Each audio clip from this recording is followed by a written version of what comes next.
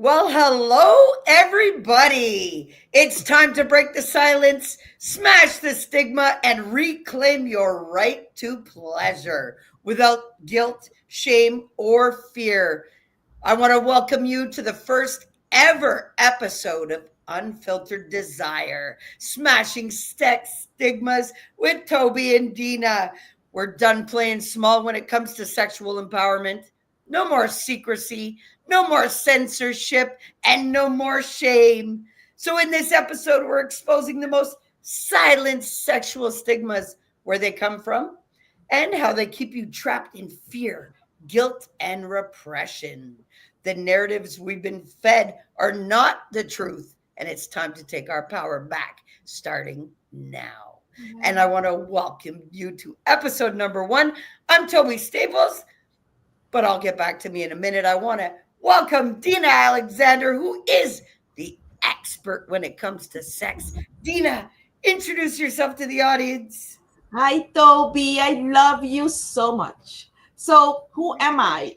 I am an island girl and wants to educate on sex. But I do marry sex with sacredness, with spirituality. And there is where some people cannot do that. They don't understand sex is sacred because they can't they that's why I wanted to talk with you. Starting today, we are going to make it sacred and talk about everything. That's what I like. So that's me.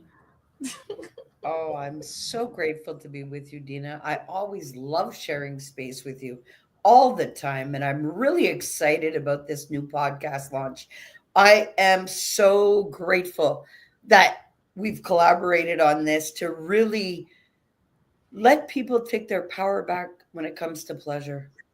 And, who am I, everybody? I'm Toby Staples. For those who don't know me, I'm a self mastery mentor. I'm an author, but I'm a global empowerment speaker. And I want people to take their power back when it comes to pleasure. There's so many stigmas and there's so much silencing.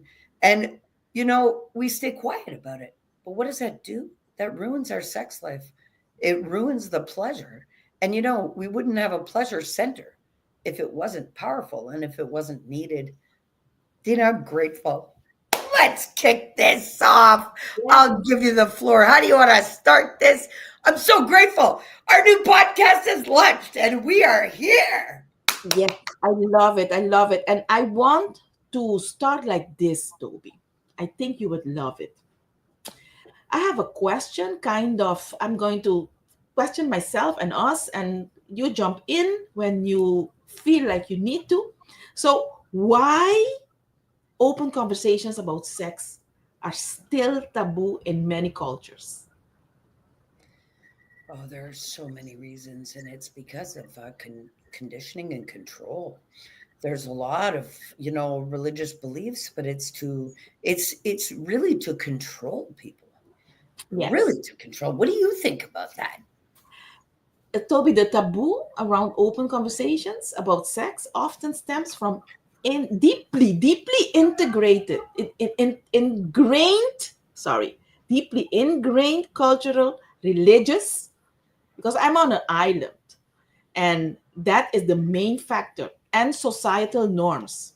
Okay, many cultures view sex as a private matter. I was talking to a gentleman yesterday night, and I've invited him to they as a sex coach. Sorry, they invited me to be a moderator between ladies and gentlemen, a kind of debate, sexual debate. So I was talking to him, to this gentleman, because he has a group of men. I wanted them to join us.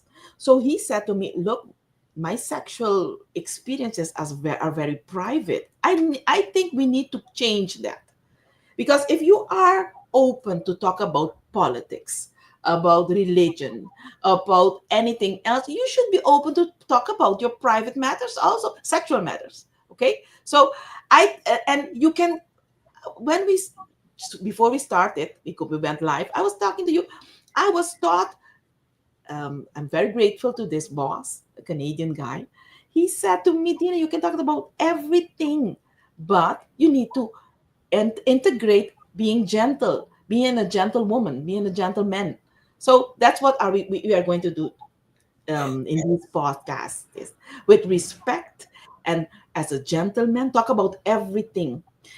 This way, this what we are doing can lead to, if we skip on, if we don't bring a change, it will lead us to generations of silence, where discussing sex openly is seen as inappropriate or disrespectful. That's why we need to change it. Education, or the lack of it, also plays a role in places where comprehensive sex education is limited. Misinformation and stigma thrive. People may feel embarrassed. Hey, I do events, okay? And when there are only ladies in these events, I have a table with my with vibrators, so I do educate on having a vibrator. Every woman should have a vibrator, and in one of our episodes, we are going to deep more go deep more deeper in that. But now, when I open my table and set my vibrators, and if it's only women coming to this event, they will sit at the back of the room. When men are also in between them, then maybe I can get more people in front. At the end of my event, everybody comes at the table because they understand that these are not toys. These are essential massage objects that we need Well, to you know bring what? loose. I'm grateful that you mentioned that because, hysteria was a real thing.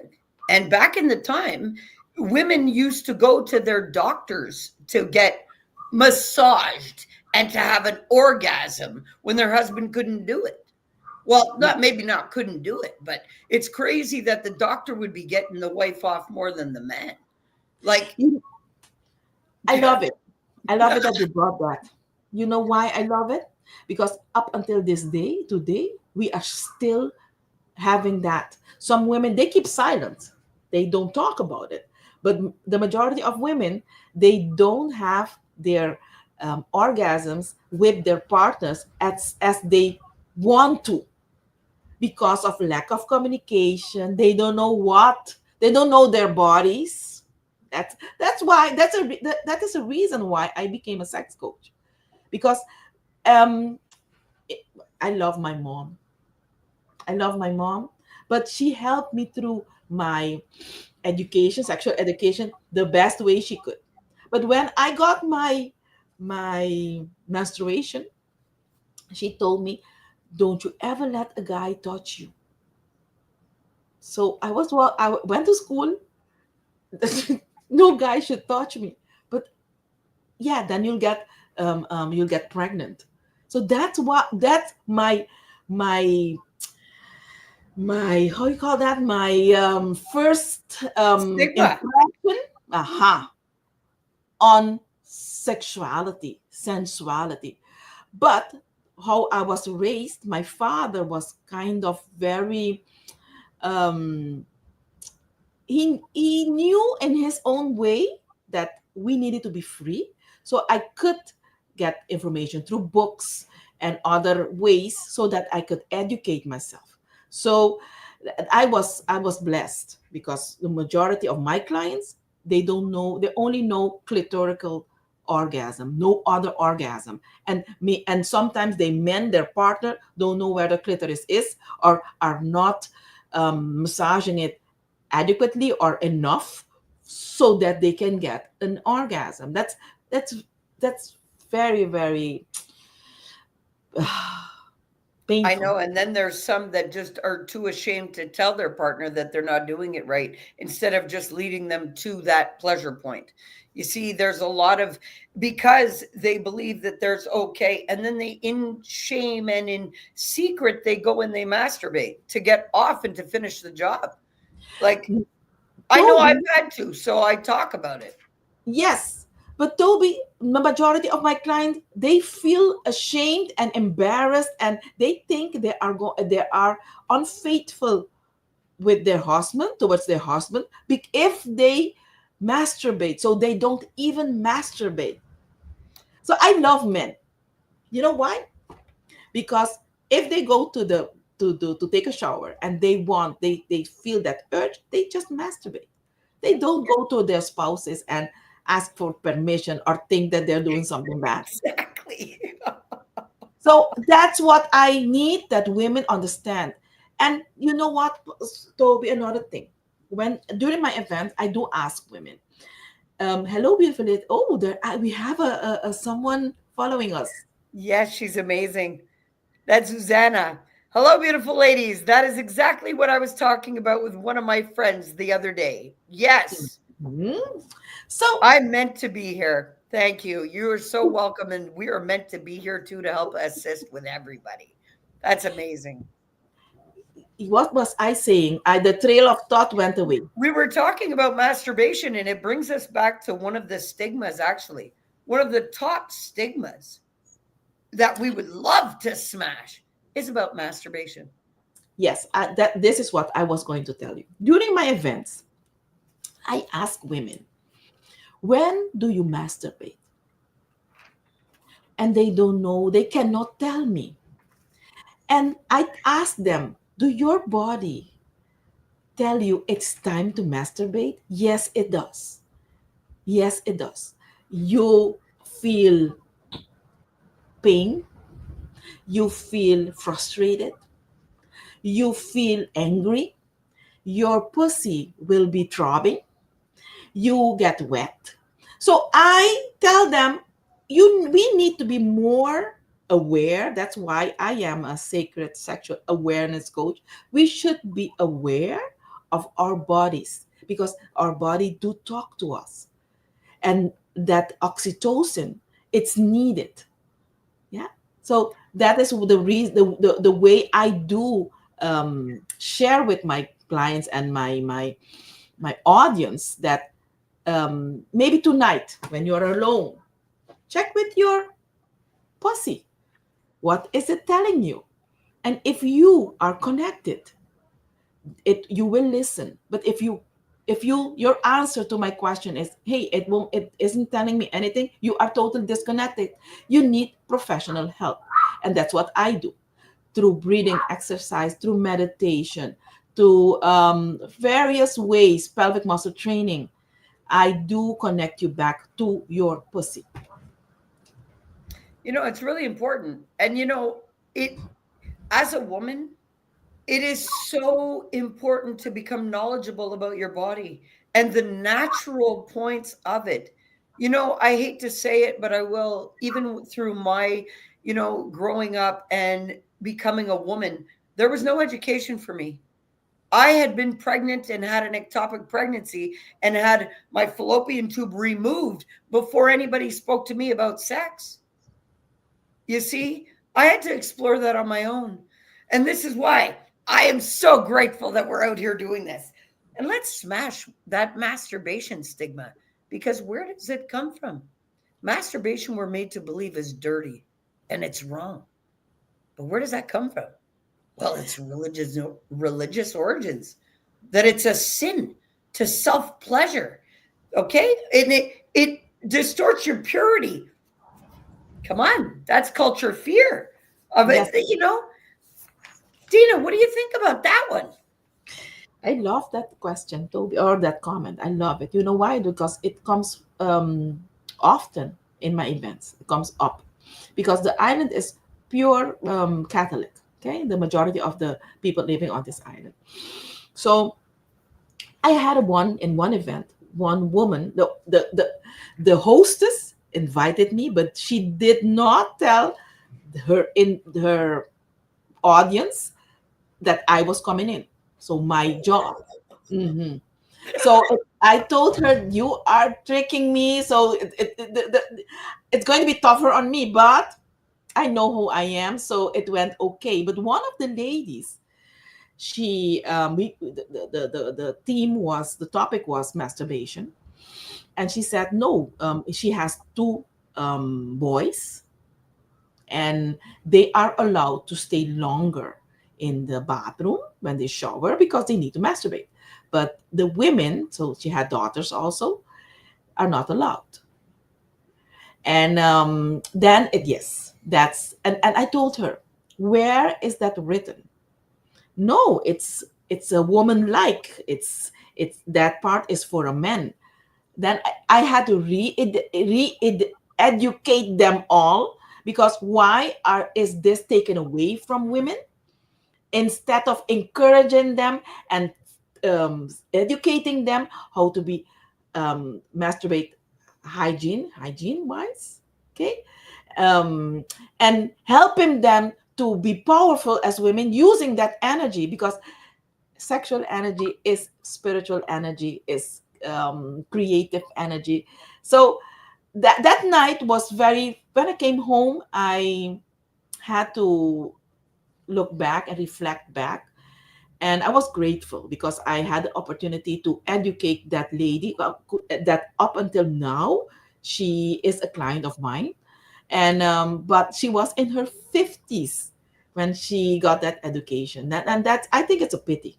It's a pity that at that age you need to reinvent yourself. Yeah, that's how I can better share my knowledge with you on that masturbation. Well, Susanna says exactly is it where is it comes from? It's better than cheating with someone else. Actually, if you're not pleasuring yourself, even if you're alone, you're actually cheating yourself out of being relaxed and in harmony. And because, yes, tension builds up and it's a form of release. So, a lot of people may think, oh, masturbation is dirty. It's natural. It's one of our first explorations of our own self as a child. It is a normal thing.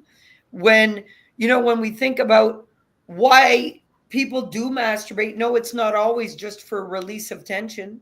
There are creative powers in that. There are, she says, yes, wow, yes, exactly. Thank you. Yes, there is. And it's very natural. We wouldn't have a pleasure center and we wouldn't be able to create if it wasn't a necessity for us to do so and use that center. And, I can say it personally because I have no shame. When I don't feel right, I know it's because I need to have an orgasm. That's how in touch I am with my body. If I feel any kind of tension, if I feel not in harmony or in tune with me, it is because I need to have an orgasm. The minute that I do, oh, that's it. Perfect alignment. The minute that my body starts to feel sick or ill or low vibration, boom, I need an orgasm. And then I'm fine. But then it also links back to the proof of the hysteria and why women were sent to be masturbated by their doctors. Yes, yes. At that time, they weren't calling that. They just called it hysteria, but the medication was masturbation. And That's right. nowadays they should lock up those doctors, but if they do it, but No, but I'm doing it's the importance of the orgasm. Mhm. Mhm, You because see, you got it's the prescription was the masturbation. yeah. And you know what? I'm going to take it even further, Toby, because these things are not being talked about. Because I especially in my journey with my clients, I do teach them longevity. I use different kind of natural stuff. And one of them are supplements. One of the how you call that, chemical or that we release when we get an orgasm, you cannot find that to as a capsule to eat it. Okay, so that's oxytocin. Yeah. You can find it through an orgasm, through a walk in a park, but in a walk in a park is little bit. An orgasm, you get a rush of oxytocin. And if you breastfeed, you also can get a rush of oxytocin. But that chemical, we cannot find it out there to to to get it and to eat it. Okay, so it's important for us to know we need to eat good. We need to get those chemicals, our bodies. We need to um, get more of those chemicals and tell our bodies that we need to make them more often. And masturbation or getting an orgasm, you can get a rush of that chemical. What does this chemical do? It is it takes away depression. It takes away pain. It's a happy hormone. It and I usually tell the women, after a good orgasm of a couple of orgasms, you are a new person, just as you describe it. You are a new person. That person was not the same person as before. So you need to understand your body. And if I see people, so very my clients, for example, I have a group of women. If I hear these women talk nasty or frustrated, as a coach, I ask them, when was the last time you got an orgasm? Yes, exactly.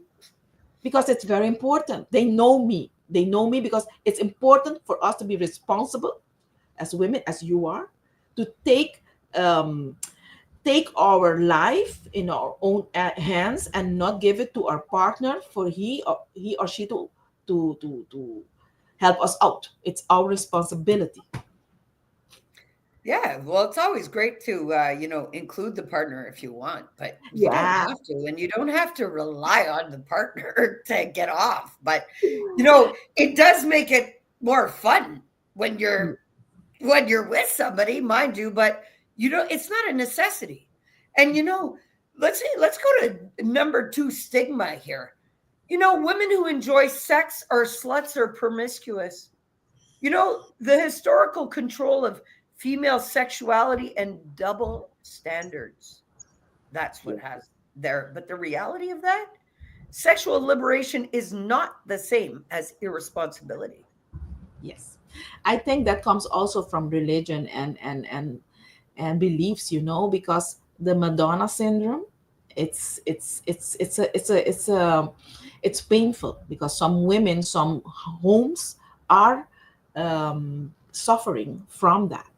So maybe that is also a topic that we need to talk about, because some men, they have their fetishes and they don't um, do it or experience it with their lady at home, because she is the proper one, They're the scared of good shame, one. blame, guilt.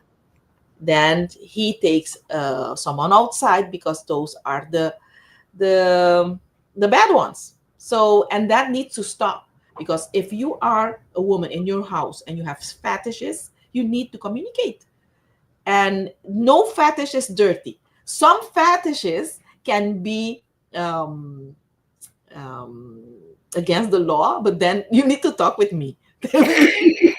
Yeah, we are talking about stigmas, and we're going to smash every topic, because yes, some fetishes are illegal, but we can talk about it and kind of experience a little bit, but not um, doing the illegal part. No, I get it. I get it. I have a fetish. And you know what? I have no problem speaking about it. I do have a sex fetish. Well, it's just a fetish. It Whether I'm having sex or not, I love the smell of real leather. And I that does it for me. Oh my God, it is so true. I would love to talk to you ladies if possible. LOL, I love it.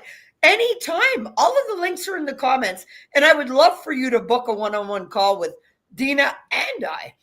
Or hey, if you would love to join us on an episode to really get down, we would love to have you.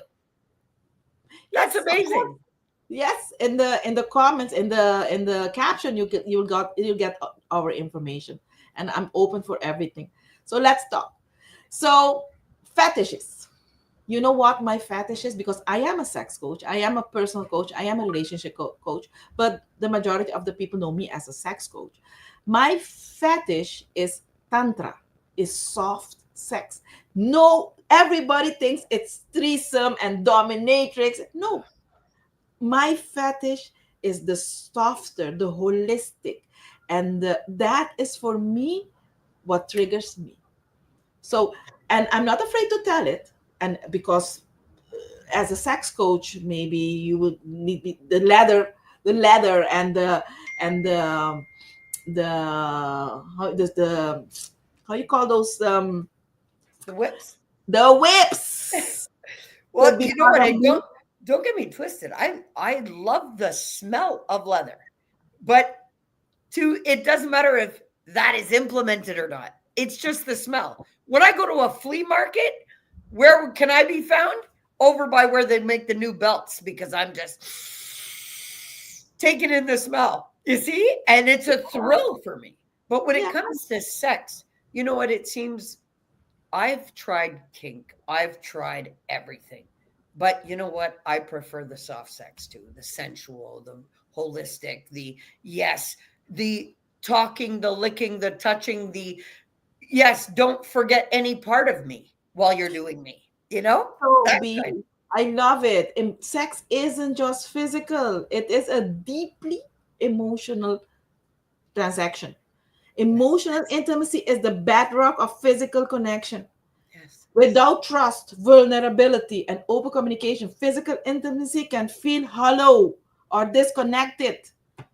So we need to talk about that because some people do have problems opening up, being emotional. Emotional intelligence is something that it's a skill that you need to acquire if you feel you don't have it. Okay? Trust between partners. Allow partners to feel safe and in expressing their desires and boundaries. Because if you don't feel safe, you will never tell your boundary and you will accept being raped. Okay? I had a client. She is a professor, and she came to me, and she had a lover, but this lover, they want to keep everything low because the island is small. So, but she couldn't content herself, and she expressed her happiness with someone. And this someone went to this gentleman and told him that she told her that they were together. So he was very mad. So he went to her house at late at night. She opened up, and he fist fucked her. And she came to me and she said, it told me, the, he did this and that to me. So I told her, you like that? And she told me, no, it hurt. He just fist fuck you.